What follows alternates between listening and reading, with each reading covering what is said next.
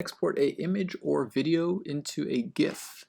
The way you do that is you'd bring it into Photoshop. Let me show you what that would look like. So you'd have either a video file, or here's an image sequence, which is image after image after image after image. Like so, this image 1, image 2 looks like this, image 3 looks like this, etc. And it kind of moves on slowly, which is all animation is. So if you have a video file, you could just drag and drop it in like so. You could also just go File, Open. Image sequence you can't really drag and drop, but let's go File, Open. And with an image sequence, all you need to do is select the first image. So this was video playback 001, or actually 000 sounds like the first one. And then we can go into Options. And then there should be a little tick box for image sequence. You won't get this unless something's the first image is selected. So make sure the first image is selected, then click on image sequence. And then it's going to recognize that it's an image sequence and find all the other images. Frame rate, we could choose what frame rate we want. Let's say 12 frames a second. If it's hand drawn, it'll be a little bit easier. And there's your animation. And to import a video, it's the exact same thing. You just go File, Open, and then you just open your actual video file. So that would look something like this. Anyways, once you have your video inside of Photoshop, you might have already animated inside of Photoshop. But to export as a GIF, it's really simple. You just go File, and you choose Export. And you can export with Export as a GIF, but I personally like the old legacy way. I think you've got a few more options in there. But that could be just because I don't understand this one as much. So I'm going to go Save for Web, which is the old legacy way. So File, Export, Save for Web. And you give it a second. Now this export dialog box is a little bit laggy and slow, so just be aware of that. It might take a little bit of waiting. Okay, so I cut out like 5 or 10 seconds there.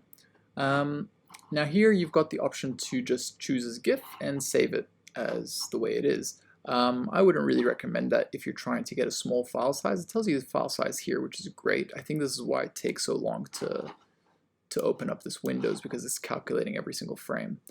Anyways, 100 megabytes is not good for me, so I'm going to, first thing is reduce the image resolution. So it's 1920 by 1080 to, let's say, 400, which is just a random number. You could choose 300, 350, or whatever.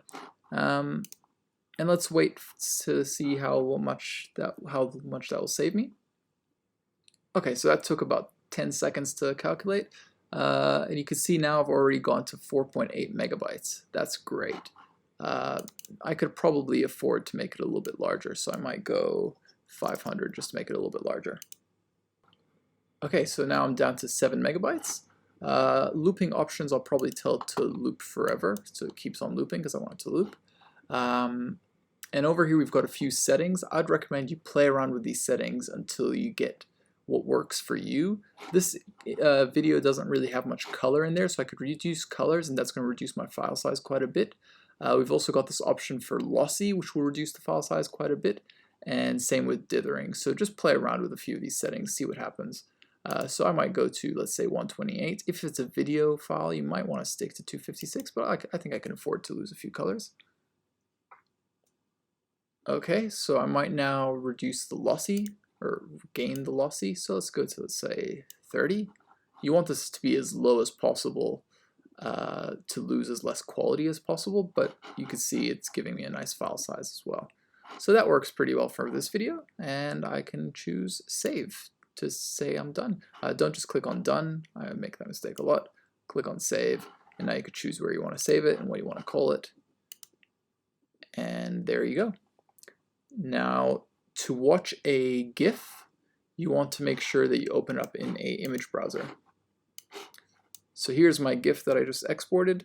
You want to open this up in a browser, so you might want to open it up in Firefox. So I'm going to click and drag it into Firefox or Safari or whatever. And now you can see it playing. Nice.